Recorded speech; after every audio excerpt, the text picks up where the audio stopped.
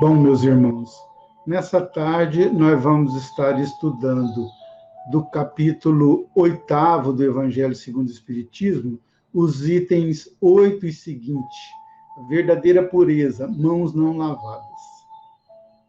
Então os escribas e os fariseus que tinham vindo de Jerusalém aproximaram-se de Jesus e lhe disseram: por que violam os teus discípulos a tradição dos antigos, uma vez que não lavam as mãos quando fazem suas refeições? Jesus lhes respondeu: por que violais vós outros o mandamento de Deus para seguir a vossa tradição?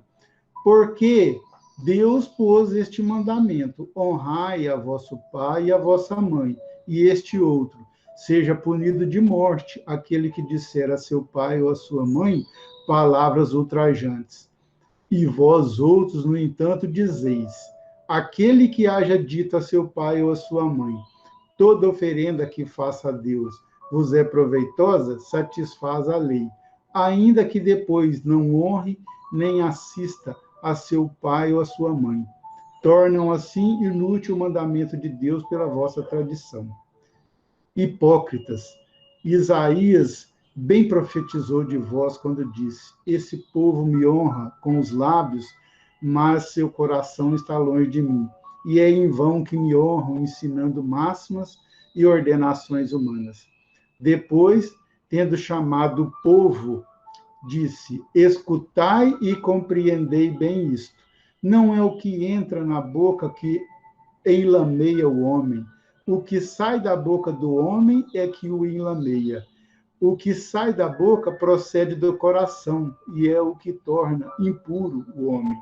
Porquanto do coração é que partem os maus pensamentos, os assassínios, os adultérios, as fornicações, os latrocínios, os falsos testemunhos, as blasfêmias e as maledicências. Essas são as coisas que tornam impuro o homem.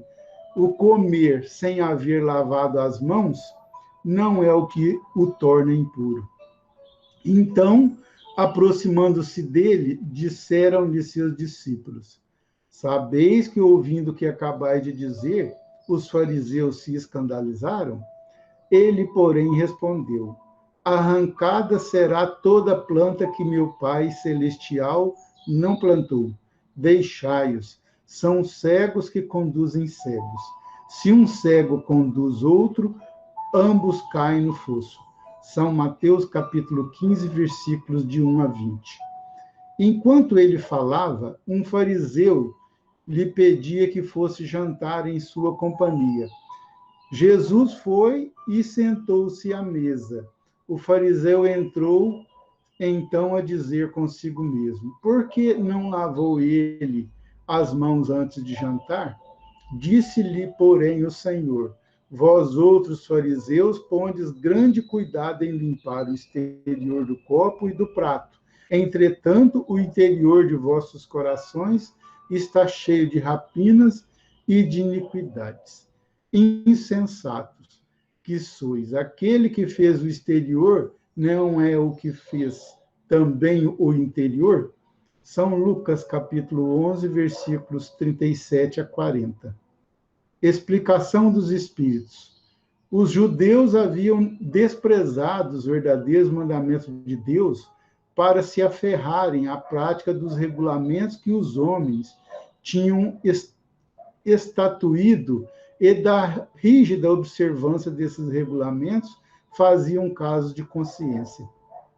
A substância muito simples acabara por desaparecer debaixo da complicação da forma. Como fosse muito mais fácil praticar atos exteriores do que se reformar moralmente, lavar as mãos do que expurgar o coração, iludiram-se a si próprios os homens, tendo como quites para com Deus, por se conformarem com aquelas práticas, conservando-se tais quais eram, visto-se lhes ter ensinado que Deus não exigia mais do que isso. Daí o haver dito o profeta: é em vão que este povo me honra com os lábios, ensinando máximas e ordenações humanas. Verificou-se o mesmo com a doutrina moral do Cristo, que acabou por ser atirada para segundo plano, donde resulta que muitos cristãos, a exemplo dos antigos judeus, consideram mais garantida a salvação por meio das práticas exteriores do que pelas da moral. É a essas adições feitas pelos homens à lei de Deus que Jesus alude quando diz: arrancada será toda planta que meu Pai Celestial não plantou. O objetivo da religião é conduzir a Deus o homem. Ora, o homem não chega a Deus senão quando se torna perfeito. Logo, toda religião que não torna melhor o homem não alcança o seu objetivo.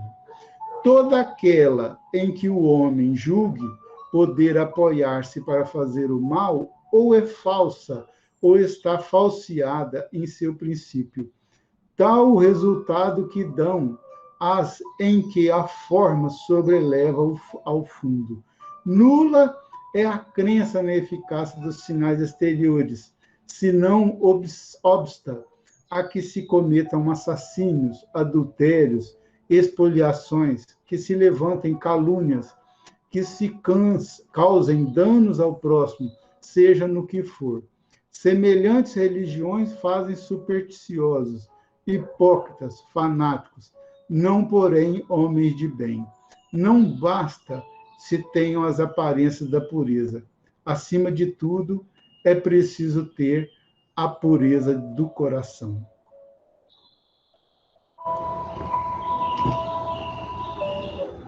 Bom, meus irmãos, essa leitura do Evangelho segundo o Espiritismo está nesse capítulo 8º, que é bem-aventurados aqueles que têm puro coração, vem falando para nós sobre a relação nossa para com Deus, né? E a sinceridade que nós colocamos nos nossos atos, nas nossas palavras, em relação a esse nosso contato com a divindade, com a espiritualidade. Então, nessa parábola aqui, Jesus chega na casa lá de um fariseu para passear, não é? E então eles tinham um costume ali, né, de lavar as mãos sobre a mesa, né? Até hoje ainda, em muitos, principalmente em restaurantes aí de origem judia, né, é comum ter lá uma vasilhinha com sabão em cima da mesa, né? Toalhinha para a pessoa fazer ali aquela higiene das mãos e secar, né? E como Jesus e os seus 12 apóstolos não fizeram essa higienização, já começaram a se alimentar, as pessoas que estavam ali comentavam, né, sobre aquele ato deles. E aí Jesus aproveita aquela oportunidade para falar sobre essa questão dos atos exteriores, não é? Da importância menor que tem esses atos exteriores, essas cerimônias, né? Esses rituais nos eventos nossos, né? Principalmente nos eventos religiosos, nesse nosso contato com Deus, né? Com a religiosidade. E não que Jesus estivesse desprezando aquele ato que era uma tradição lá, né, dos judeus, de lavar as mãos antes das refeições. Até porque, além da questão da tradição, né, do ato ser um respeito à tradição dos judeus, era também um ato de higiene, né? E Jesus jamais iria, né, desprezar aquilo que fosse importante para a educação, para a saúde das pessoas. Mas ele, como grande, né, psicólogo, conhecedor da mente humana, ele aproveita a oportunidade para fazer essa colocação, né? De que nos nossos encontros com Deus, os atos exteriores, os rituais, né? Isso é o que menos vale. Porque muitas das vezes a gente se apega, né, mais a esses atos exteriores, né, do que ao interior. A gente cuida mais, né, da aparência, cuida mais, por exemplo, da imagem, de como as pessoas vão nos ver, né, do que cuidar do nosso interior, né, dos nossos pensamentos. Quantas e quantas vezes a gente chega, por exemplo, na casa espírita ou na igreja, né, bem vestido, perfumado, né, bem posto, vamos dizer assim, fisicamente, mas interiormente a gente está em farrapos. Muitas das vezes a gente, no nosso interior, somos verdadeiros mendigos, estamos enfermos espiritualmente, não é? E às vezes, né, a gente está ali naquela condição de dificuldade, de inferioridade, e ainda está reparando as outras pessoas, né? Fazendo julgamento sobre como as outras pessoas estão vestidas, sobre como as outras pessoas estão se comportando, e sem esquecer da necessidade de olharmos para nós, nos voltarmos para nós mesmos, né? De mergulharmos dentro de nós e procurar ver como realmente estamos ali, naquela condição. Então, Jesus, naquela oportunidade, aproveita para dizer, olha, não é lavar as mãos, está vestido de púrpura, não é? Está coberto de linho, de peles, né? Que vai fazer com que a sua apresentação, né, diante de Deus, ela seja mais proveitosa, né? É aquilo que você tem dentro da sua mente, do seu coração, né? Como nos diz aquela leitura do Evangelho, que fala, quando nós nos apresentarmos no altar, né, e nos lembrarmos que o nosso irmão tem algo contra nós, a gente esperar um pouquinho, deixar essa oferenda de lado e ir primeiro reconciliar com o irmão, para depois voltar para fazer a oferenda, não é?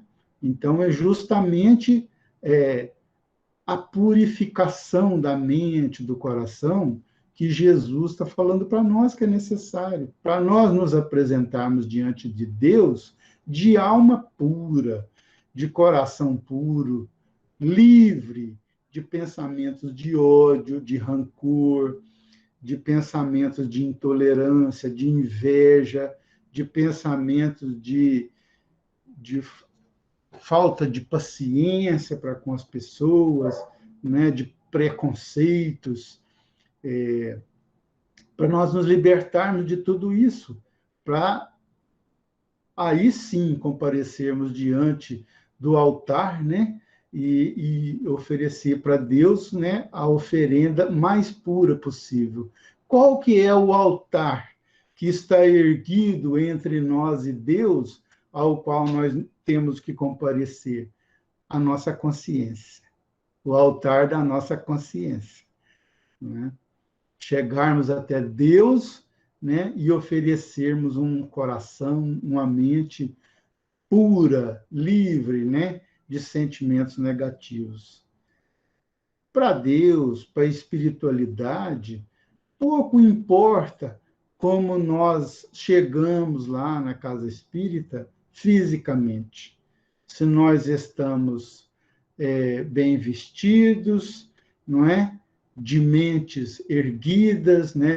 Com as frontes erguidas, como diria, não é? Ou se nós chegamos arrastados, carregados, se nós chegamos mal vestidos, para a espiritualidade, para Jesus, o que importa é o que a gente tem no nosso coração, na nossa mente. É o sentimento que a gente está conosco naquele momento ali, é o que vai determinar. Não é? Por isso que a gente sempre pede lá nos trabalhos presenciais, antes de começar o trabalho de passes, né, a gente pede para as pessoas deixar todo sentimento negativo lá do lado de fora, não é? Os pensamentos, as preocupações do dia a dia, as dificuldades de relacionamento, para que as pessoas, naquele momento ali, elas possam realmente promover um encontro delas com Deus, com Jesus, não é? Livre, o máximo possível de interferências negativas, né? Que vão atrapalhar mesmo. Às vezes a pessoa está ali recebendo passe, né? E está julgando o médium que está dando passe nele, não é? Porque o médium é isso, o médium é aquilo, que o médium está vestido de tal forma, né? Muitas das vezes os médiums, né, estão ali trabalhando, foi direto do trabalho para a casa espírita, às vezes não teve tempo de passar em casa, tomar um banho, está ali com o uniforme do trabalho, não é? E então, e as pessoas às vezes julgam tudo isso, né? E perde a oportunidade, por exemplo, de receber aquilo que foram buscar, né? A pessoa está ali recebendo energias positivas, né? Que estão sendo aumentadas, que estão sendo potencializadas pela espiritualidade, mas por causa da natureza negativa dos pensamentos dela, dos sentimentos dela, tudo isso se dissipa, né? Tem uma passagem lá no livro Libertação, que André Luiz narra perfeitamente o que é, né, essa força contrária divina dos nossos pensamentos negativos. Uma parte lá que é aquela moça que estava sendo influenciada, né, que estava sendo vampirizada por toda aquela falange de espíritos trevosos, né, a filha do juiz. Então, eles levam ela na missa, né? No domingo, eles vão na igreja para assistir à missa, e o André Luiz ainda narra, né, que o carro da família sai, está vazio o carro, mas espiritualmente está lotado, está parecendo um verdadeiro carro alegórico, de tanto espírito que está em cima do carro, acompanhando eles. E aí, chega lá na igreja, na hora da missa, na hora que o padre está lá fazendo, né, a bênção da hóstia para distribuir, não é? E a espiritualidade maior faz um trabalho de fluidificar aquelas hóstias. Só que a ação daqueles espíritos negativos, aliada ao pensamento inferior aos pensamentos negativos das pessoas que estão ali, né, naquele momento, fazem com que aqueles fluidos caem sobre as hóstias e se dissipem. Não conseguem penetrar nas hóstias, devido às correntes de pensamento negativo que estão sendo emitidas pelas pessoas. As pessoas estão ali reparando a roupa que o outro está vestindo, se não sei o que e tal. Não é? Então, a gente vê aí como é que é essa coisa, né, da verdadeira pureza do coração. Tanto que ela é essencial, né, nas nossas relações para com Deus, para com a espiritualidade. Às vezes, meus irmãos, a gente chega lá na Câmara de Passe, né, para conversar com o mentor, e é um momento raro que a gente está tendo para conversar com um espírito que está numa situação privilegiada em relação à nossa, porque ele tem a possibilidade de enxergar, né, a qualidade das energias que estão em torno de nós, de fazer um raio-x espiritual nosso, não é? A gente desperdiça essa oportunidade falando coisas sem importância, não é? Fazendo pedidos sem importância para os mentores espirituais.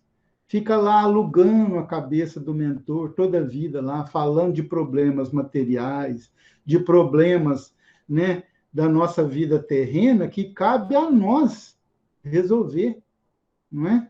E a gente fica lá, como se diz, enchendo os ouvidos dos mentores, né? E desperdiçando aquele momento. Eles sabem tudo isso que está acontecendo conosco. Eles sabem o que tem na nossa mente, né? Os pensamentos que estão povoando a nossa mente, os sentimentos que estão no nosso coração. Eles têm conhecimento perfeito disso. Então, não adianta a gente achar que está enganando, né? De chegar ali na frente do mentor e ficar falando que eu estou sendo perseguido, que eu estou sendo injustiçado, que eu tô... O mentor sabe a verdade sobre nós, né? Então, é o momento da gente aproveitar a oportunidade, né? E fazer um diálogo sincero, um diálogo fraterno, não é? E realmente buscar auxílio, buscar aconselhamento para aquilo que é importante, para aquilo que é necessário para nós enquanto espírito. Ficar pedindo coisas materiais, não é? Mentores sabem o que a gente precisa. Eles conhecem as nossas necessidades, né? Quando a gente chega lá na Câmara de Passe, o nosso prontuário, a nossa fichinha já está com eles lá. Então, não adianta a gente ficar querendo, né, parecer o que a gente não é. Isso é perca de tempo. Até nas nossas preces, meus irmãos, às vezes a gente fica preocupado, né, em fazer uma prece elaborada, uma prece bonita, uma prece que a gente acha que vai sensibilizar, não é? Mais a espiritualidade, a divindade, para sermos atendidos naquilo, né, que a gente necessita, quando, na verdade, a espiritualidade quer a nossa sinceridade. Isso. Né? Que é a nossa sinceridade, que é a nossa...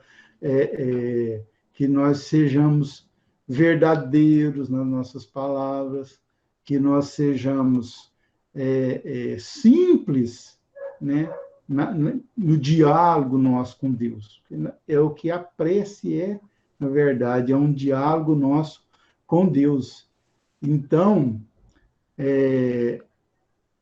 às vezes nós nos perdemos muito, né, meus irmãos, nessa nossa relação com Deus, com a espiritualidade, por causa desses comportamentos que a gente tem ainda, não é? De querer, por atos exteriores, não é? Fazer com que chegue uma imagem diferente do que nós realmente somos, né, interiormente. Então, nós temos que procurar nos observar, né, e procurarmos corrigir tudo isso, né? Não sei, muitos de vocês aí talvez não vão se lembrar, mas tem um filme assim que é clássico, né, no cinema brasileiro, chama Cidade de Deus.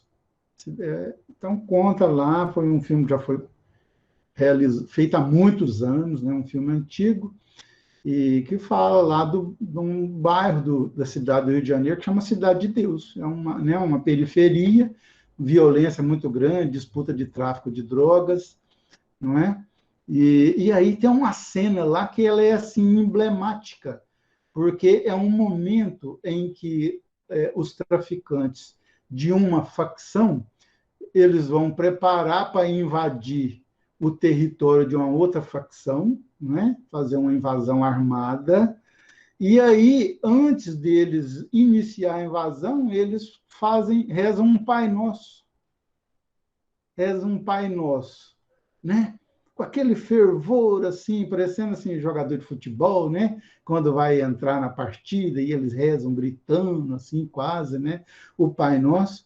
E eles rezam ali aquela oração do Pai Nosso e daí a pouco começa a invasão lá no morro e eles matando pessoas e tal.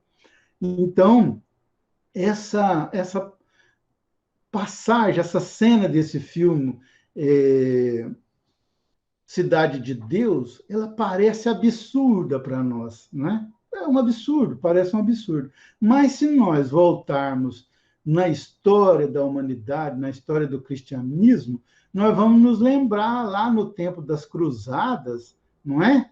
Onde os homens da chamada Companhia de Jesus, né? Os jesuítas, eles invadiam as cidades, né?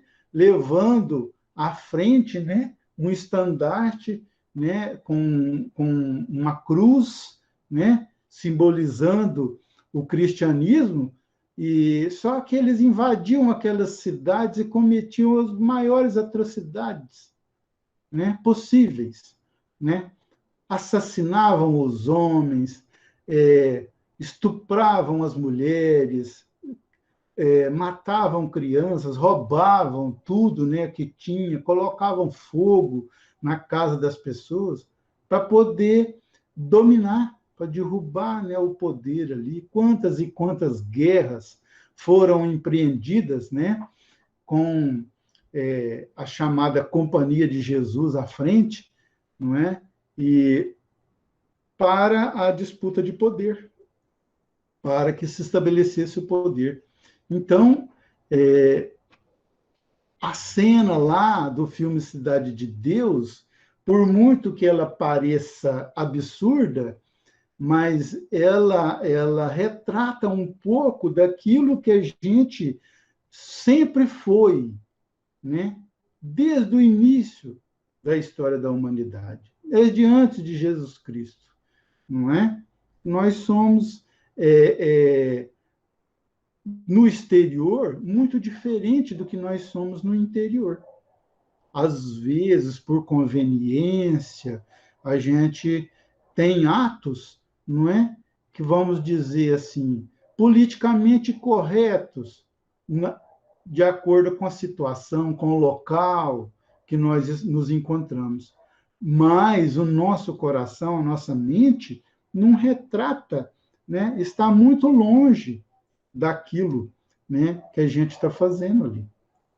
Então, quantas e quantas vezes nas nossas relações, não é? Nos nossos círculos de amizade, no nosso local de trabalho, dentro da família mesmo, às vezes a gente chega, né, na presença de uma pessoa que a gente não agrada muito, a gente não tem assim uma simpatia por aquela pessoa, mas a gente tem aquele comportamento assim de como se morresse de amores por aquela pessoa, né? Isso é o que a leitura do Evangelho está falando para nós hoje, né? Os atos exteriores, né? Os atos exteriores. É a gente criar ali um ritual totalmente falso, totalmente alheio daquilo que é o que a gente realmente está sentindo, está pensando, não é? Então, tudo isso é muito grave, mas é muito mais grave na nossa relação com as coisas de Deus, nosso relacionamento com a espiritualidade. A gente achar que por um ato exterior, por um ritual que a gente vai realizar, né, a gente consegue modificar a imagem que a espiritualidade, que a divindade tem de nós. Isso não é um grande engano que a gente comete, porque Jesus, Deus, a espiritualidade, nos conhecem mais do que nós mesmos nos conhecemos. Porque nós, no presente momento, estamos com as nossas mentes cobertas pelo véu do esquecimento. Então, nós não lembramos tudo aquilo que nós somos, tudo aquilo que nós fizemos no nosso passado. Mas Jesus e a espiritualidade sabem. Então, é por isso que a gente tem que ter mais cuidado ainda com essas coisas, né? Mais cuidado ainda, né, com os nossos gestos, né, com as nossas atitudes e, acima de tudo, procurar sempre sanear, né, os nossos pensamentos, né, limpar os nossos pensamentos, condicionar, colocar os nossos pensamentos de acordo com a necessidade do momento, com o local que nós estamos. Então, se nós estamos dentro da casa espírita, estamos dentro de um templo religioso, procurarmos ter um pensamento o mais livre possível de sentimento de ódio, de rancor, de animosidade, para que a gente possa nos colocar em condição de alcançar o que foi buscar ali e para que a gente possa colaborar para a harmonia geral, não é? Para a harmonia geral. Agora, se eu fico lá dentro do salão, conversando o tempo inteiro, falando coisa que não tem nada a ver com a situação, eu fico lá criticando as coisas, as pessoas e tal. Depois eu chego lá dentro da cama de passe e vou me postar diante do mentor lá como se eu fosse uma ovelha, né? Perseguida, sofrida. Não adianta. A espiritualidade sabe o que realmente está acontecendo, não é? Então, é por isso que muitas das vezes a gente não consegue levar aquilo que lá foi buscar, né? Às vezes a pessoa fala, eu fui lá, já, mas não tem adiantado. Então, olha para dentro de si mesmo. Olha para dentro de si mesmo, porque o que está impedindo você de receber o que você vai buscar lá na casa espírita, né, está em você mesmo corrigir. A atitude deve ser sua, não é? Então, às vezes, os mentores, né, falam para nós através das mensagens, através das orientações, né, coisas que no momento ali não nos agrada ouvir. Às vezes a gente leva cada puxão de orelha, né, que sai com as orelhas assim, não é? Gigantescas, né? Parecendo orelha de elefante, tão grande que está por causa do puxão de orelha que a gente levou do mentor lá dentro da Câmara de Passo. Às vezes as mensagens que chegam através da psicografia lá na mesa já vem falando, né? Mas é o que a gente necessita. É o que a gente necessita ouvir. Né? Então, não adianta a gente, né, querer falsear as coisas das nossas relações para com a espiritualidade, para com Deus, porque é perca de tempo. Estamos enganando a nós mesmos, né? Estamos promovendo uma perca de tempo para nós. Então, esse é o recado da espiritualidade para nós, né, quando vem trazendo essa leitura do Evangelho para nós, que fala da verdadeira pureza, das mãos não lavadas,